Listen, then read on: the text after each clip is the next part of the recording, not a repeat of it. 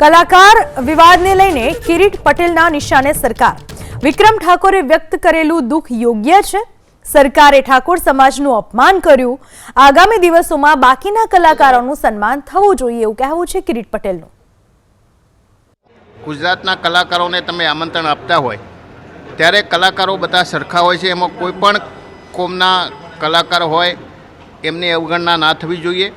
એટલે ઠાકોર સમાજની અવગણના થઈ છે એ વાત સાચી છે. સરકારે અને વિધાનસભાના અધ્યક્ષે આ બાબતે સ્પષ્ટતા કરવી જોઈએ અને ફરીથી વિક્રમ ઠાકોર સહિત જે પણ અન્ય સમાજના જે કલાકારો રહી ગયા હોય એમને ફરીથી આમંત્રણ આપી અને વિધાનસભાની અંદર બોલાવવા જોઈએ અને એમને જમાડવા જોઈએ.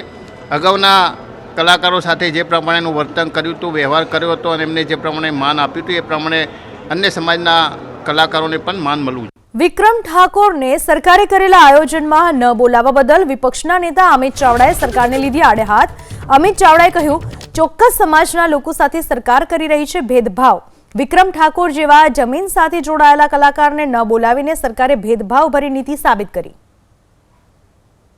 કલાકારોનું સન્માન કરવું હોય, વિધાનસભામાં બોલાવીને એમને માન પ્રતિષ્ઠા આપવી હોય તો બધાને બોલાવવા જોઈએ. શું કામ ચોક્કસ લોકોને બોલાવો છો?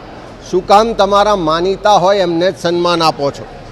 વિક્રમ ઠાકોર હોય કે બીજા અનેક એવા નામી કલાકારો છે કે જેમની કલા માટે આપણને સૌને ગૌરવ છે, ગુજરાતી તરીકે ગૌરવ છે.